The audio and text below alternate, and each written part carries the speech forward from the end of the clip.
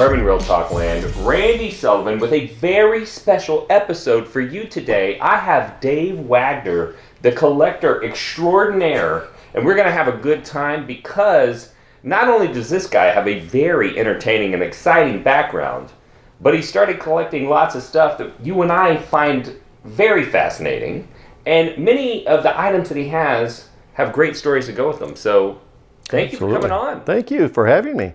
First off, you've given me a very special pour. Yes. What are we drinking here today? This would be from Macallan, the boutique collection, which I picked up when I was in London about 2 years ago.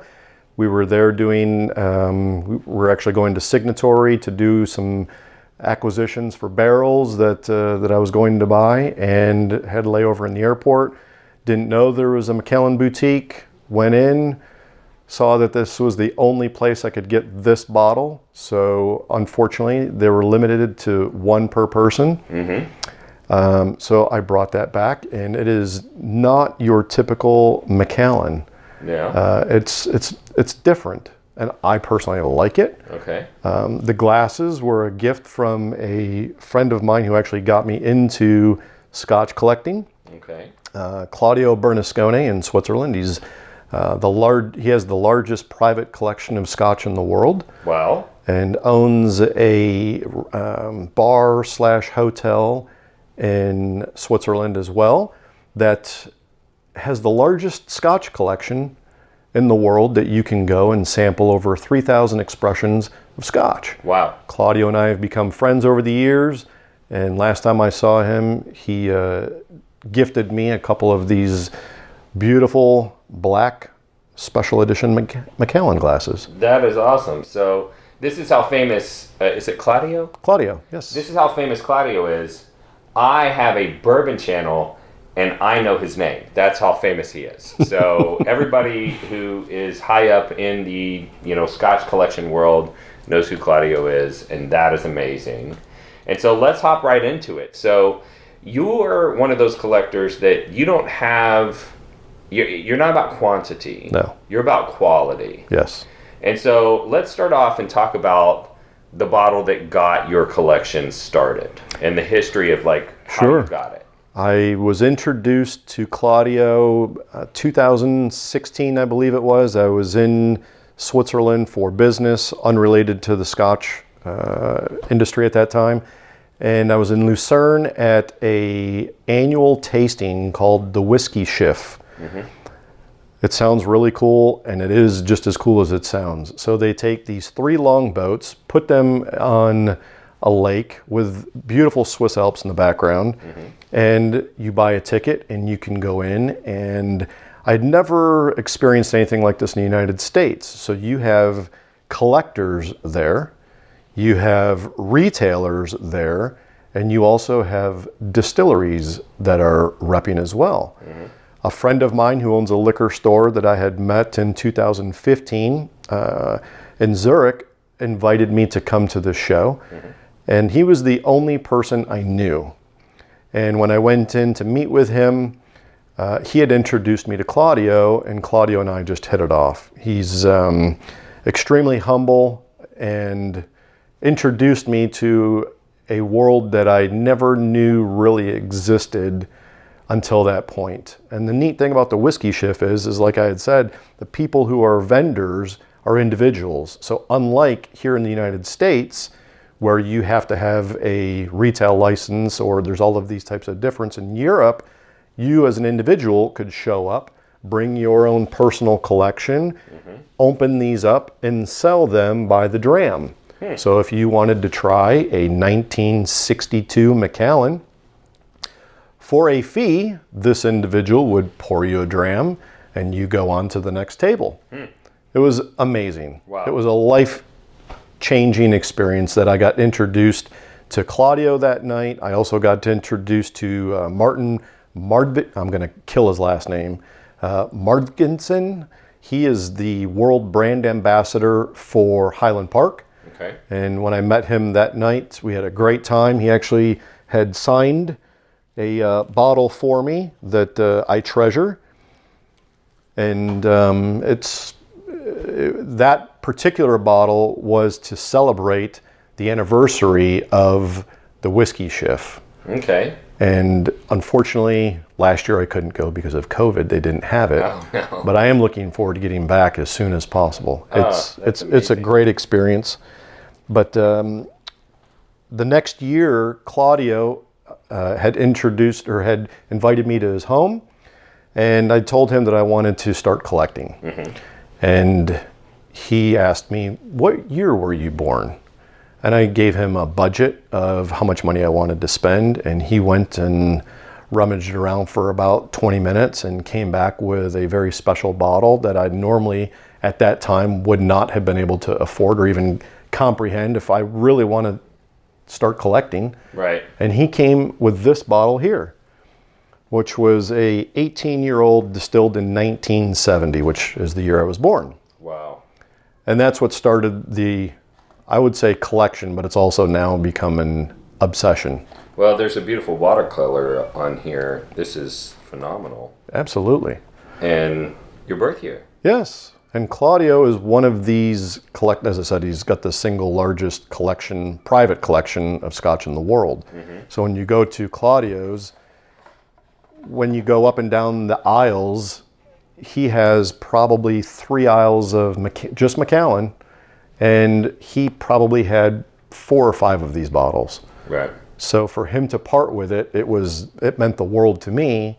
But at the same time, his agreement is, I will allow you to buy a bottle as long as I have more than one, which as a collector, it's the collector's dream, right? Yeah, it absolutely is. Yeah. And I've picked up a number of bottles from him in the collection, and Claudio also has, because of the vast collection that he has, he gets opportunities to go in and work with distilleries and do special bottlings just for his establishment in Switzerland. Mm-hmm. So like the bottle behind you, this is a Edrador, and it's a FT straight from the cask is what the initials stand for. Well, nice. And that's straight from the cask. Yep. That's got the hotel that he owns. And that's one example. There's several examples around of bottles of his that have the his logo on it.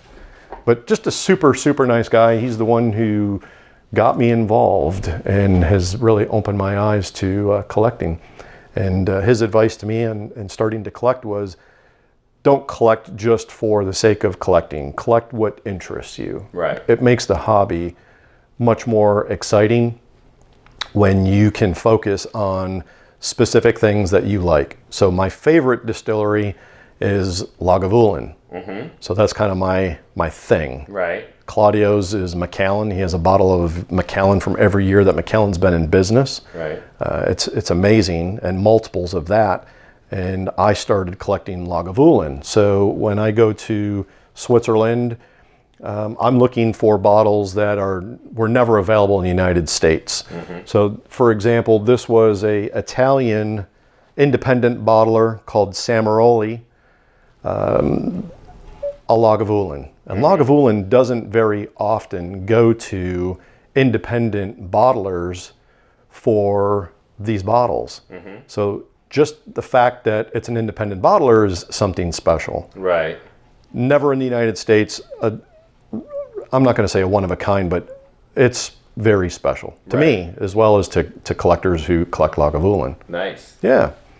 Hey there, Bourbon Real Talk listeners and watchers. Randy Sullivan here. Wanted to take a quick break to tell you how you can support the channel. We've had a lot of people that have come into the Bourbon Real Talk family lately, and we're grateful for every one of you. But unlike a lot of other channels, we don't have a Patreon, and I don't allow anyone to sponsor the show. So what I do have, though, is some merchandise. So one of the things that I wanted to show you guys is we have Bourbon Real Talk Glencairns available for sale on our website. And great news, we actually have some Wee Glens on their way. So we had Wee Glens custom manufactured. They're half the size of a regular Glen, excellent for tasting. On the website, we also have candles. And they're more masculine scents, so this one's like leather. And these candles are manufactured by my daughter's candle company. She wanted to buy her own car, so we helped her start her own business. And she manufactured a line of masculine smelling candles for the Bourbon Real Talk family. The next thing that we have is kind of a little interesting gadget. This is a Glen lanyard. So basically, it goes around your neck like any other lanyard, but it's specifically designed to hold a Glen whiskey glass.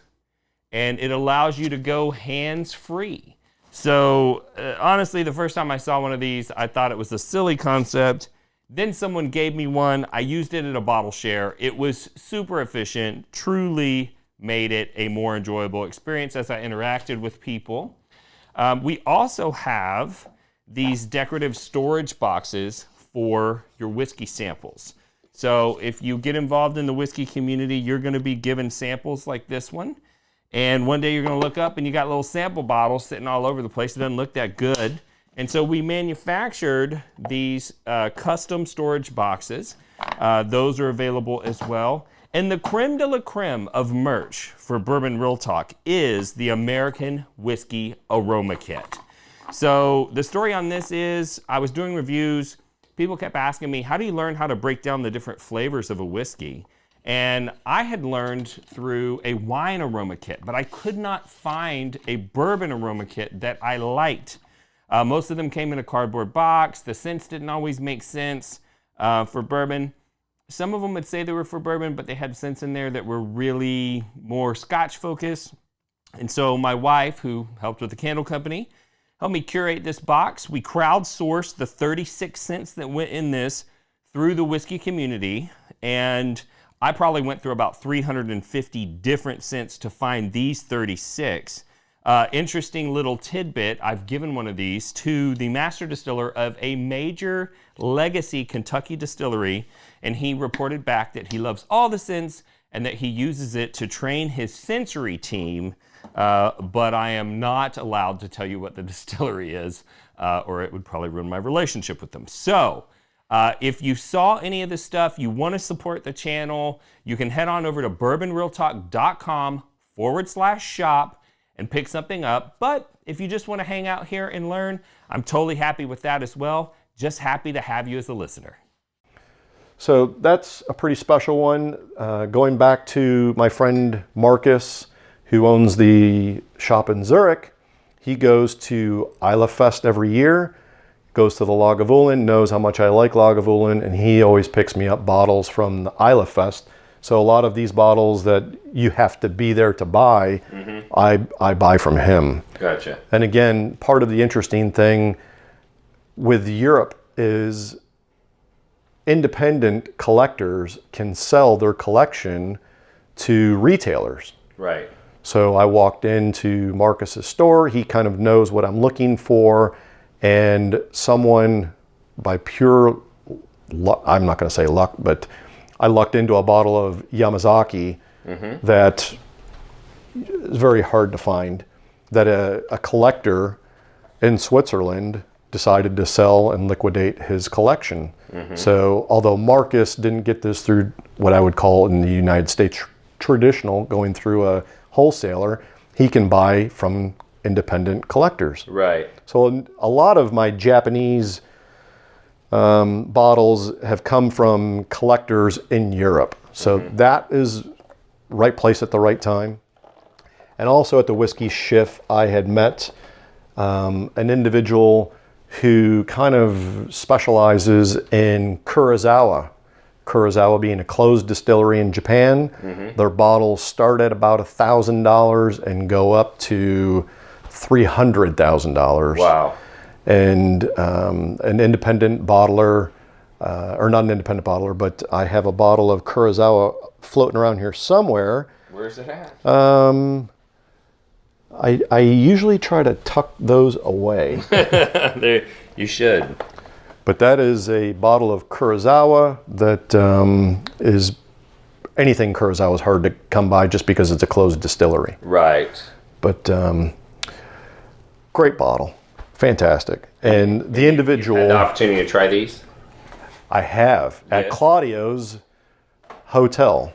Oh, nice. He has, like I said, 3,000 expressions, and he has a couple of Kurosawas that I haven't brought myself to spend that kind of money on a bottle yet, but the next best thing is to buy a dram. Right. So same thing, Furat, excuse me. This is a 1970 bottle from World's Fair from Nika.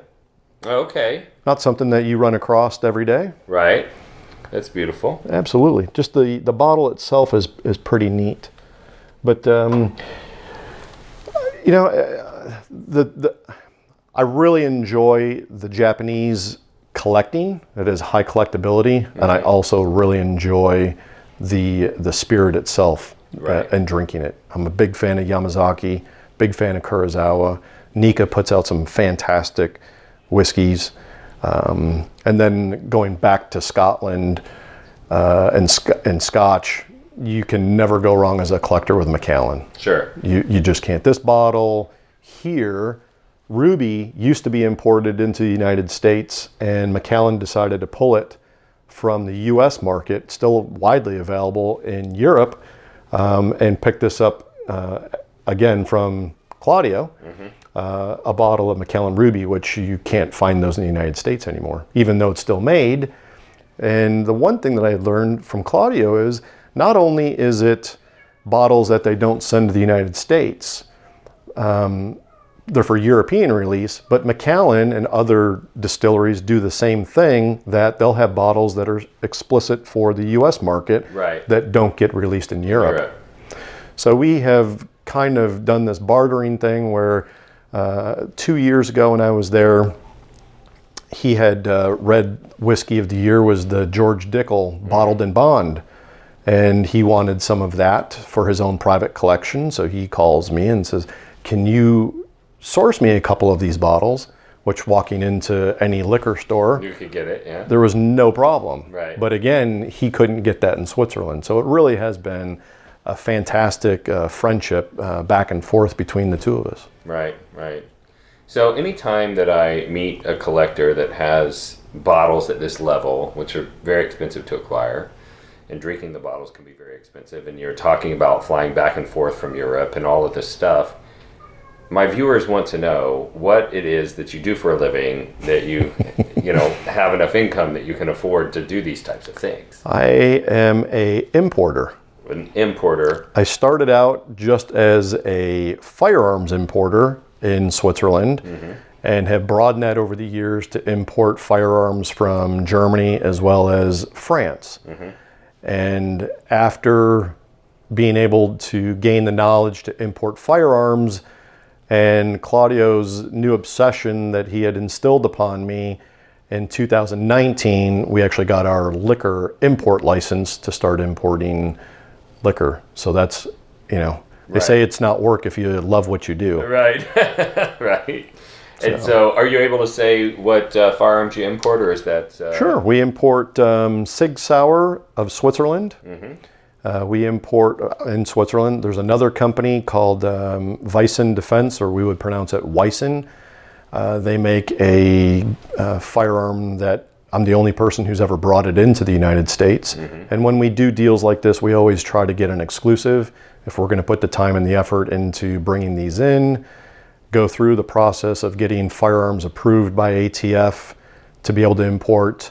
It's kind of a reward for us to acknowledge and tip the hat that you put all the work in. We're going to give you the exclusive for a set period of time. Right. In France, we're the importer for a company called PGM Precision. They make bolt action rifles. And then in Germany, we've just partnered with a company called Waffenberg. And they work a lot with H&K, and we actually import a gas valve that goes on H&K rifles, the MR556 and the MR762.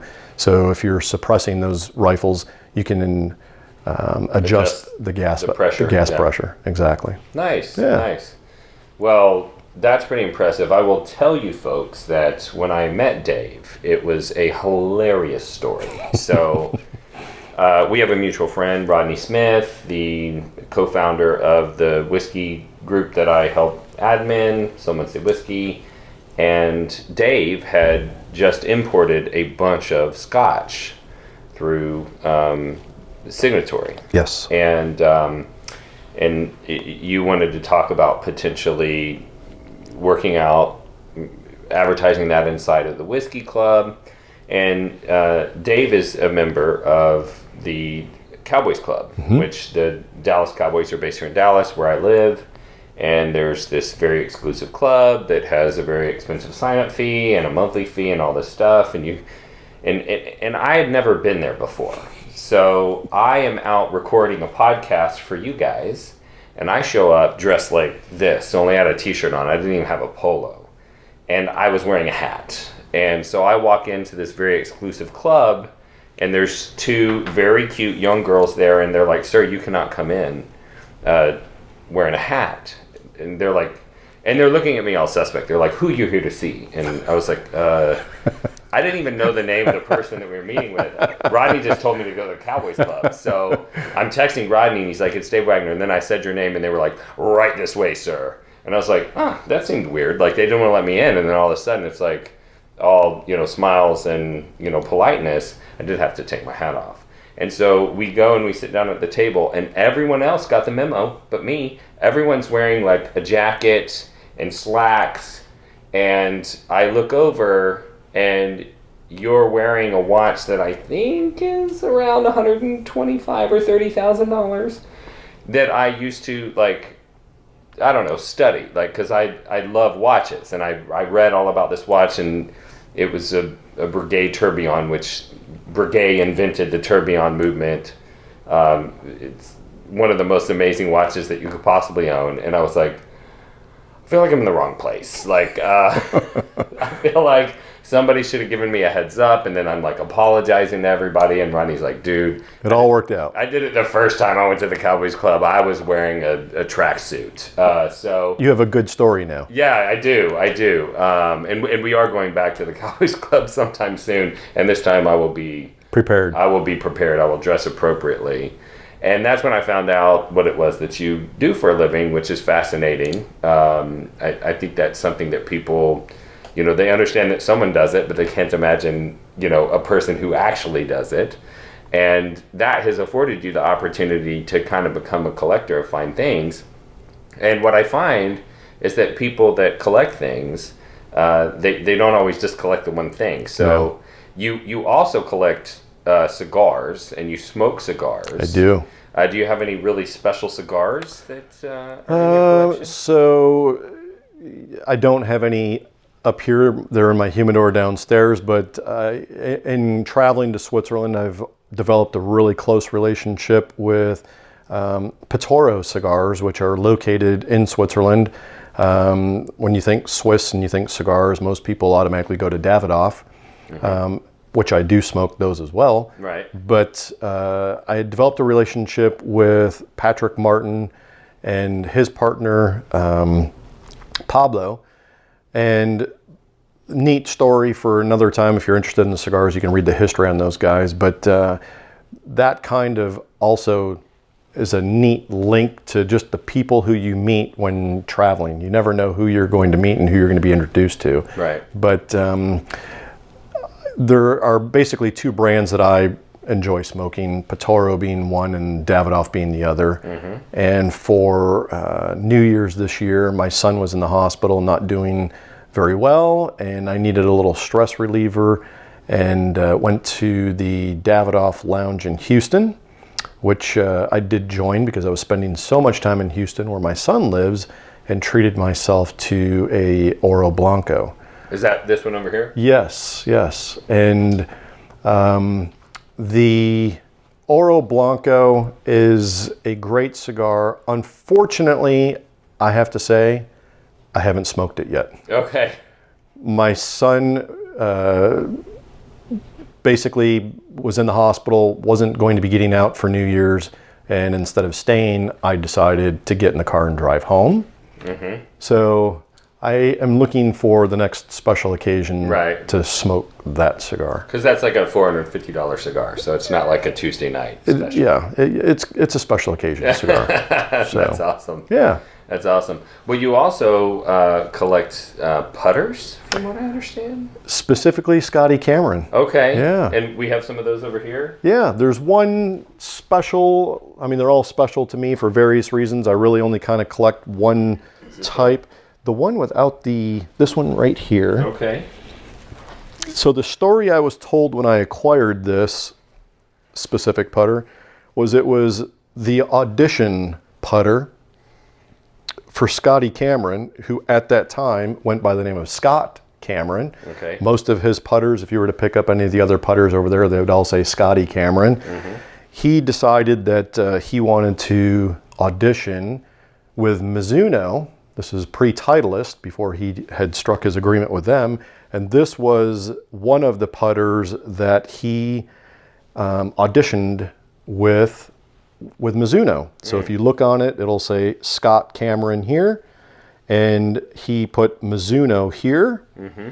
And it's you won't see too many of these in private hands. From what I'm told, if I were to send this back in, he would most likely keep it. Right. So it doesn't go in to be refinished. I keep it tucked away amongst the collection. Right, So, right. But that's probably the most, it's not the one that's in the best condition by any shape, but it is the one that's got the most best history. story. And Yeah. it was, again, right place at the right time. Awesome.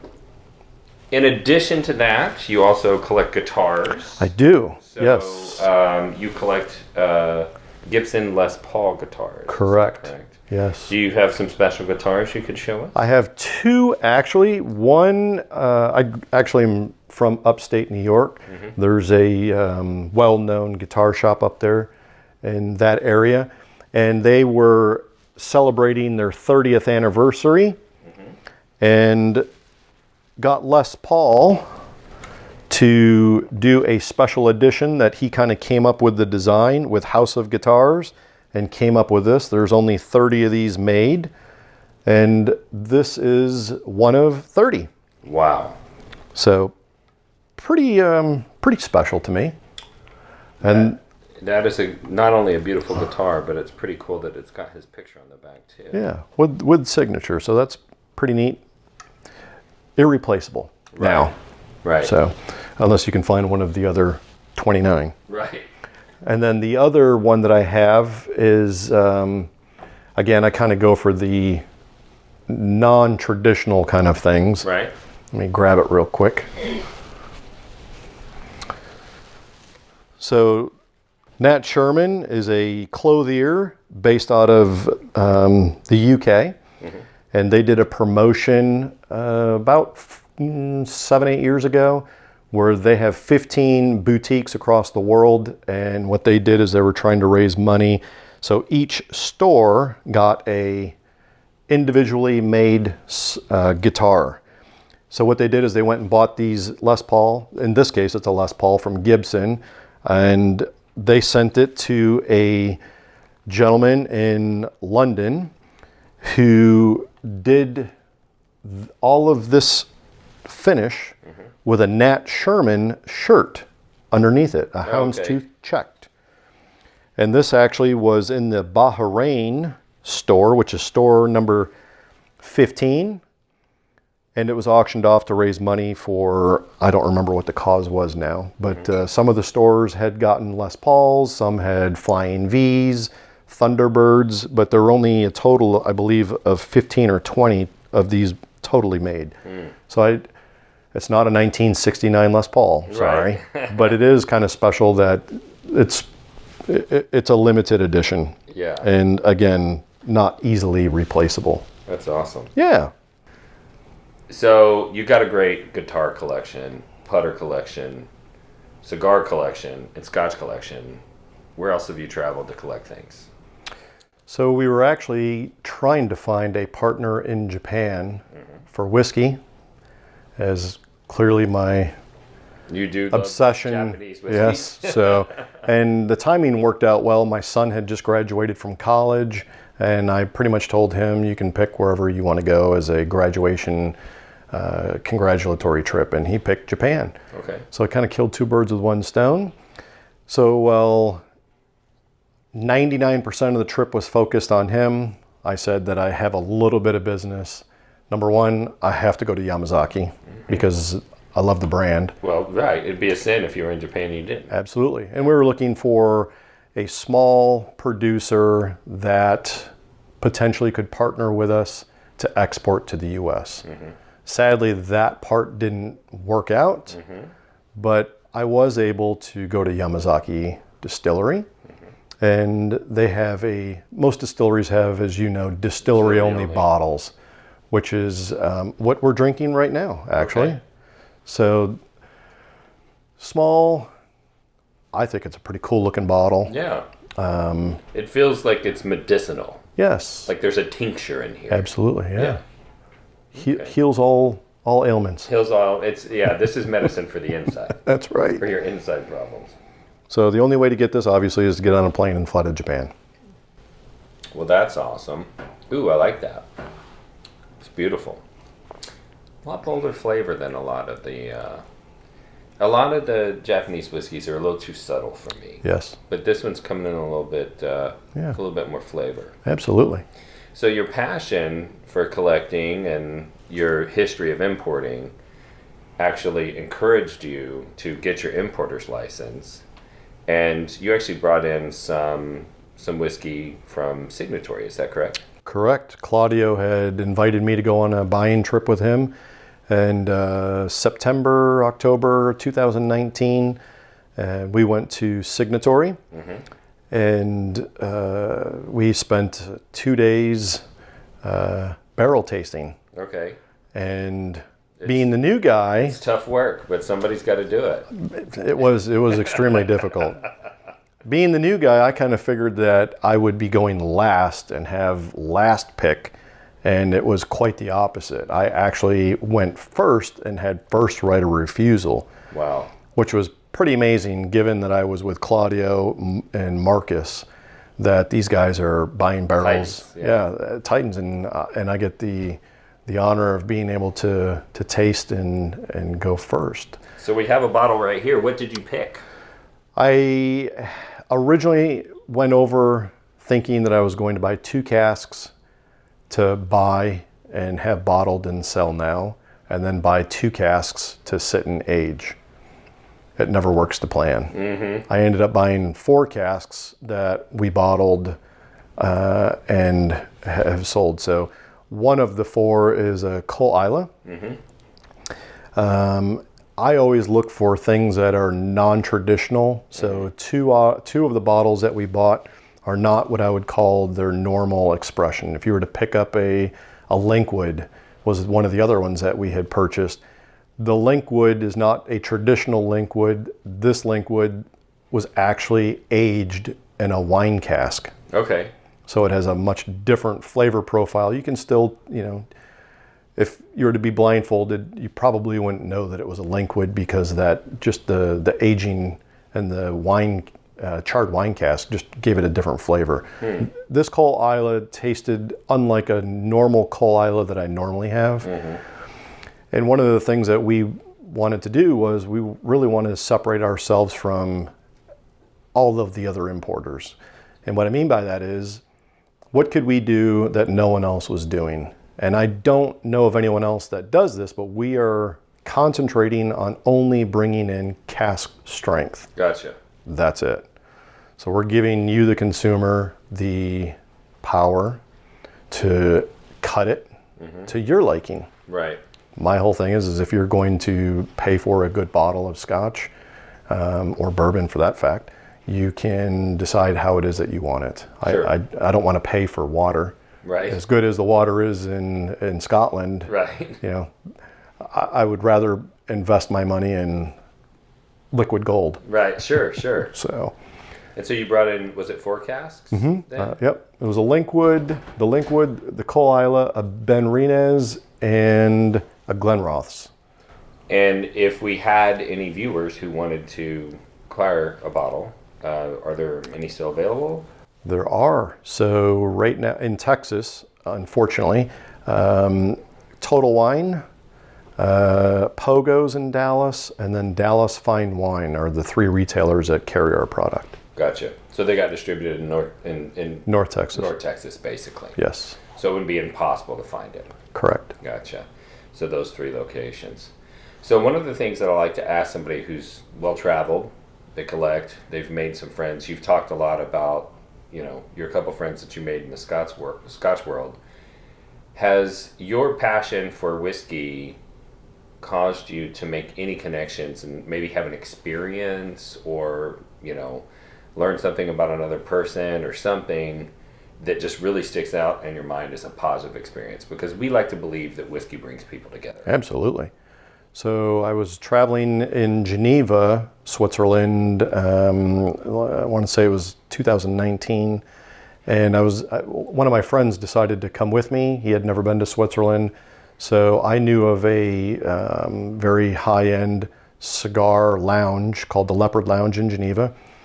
And we went there and we're sitting conversing, and this gentleman walks in, and we are having I'm having Scotch. My friend was having, I believe it was bourbon. Mm-hmm.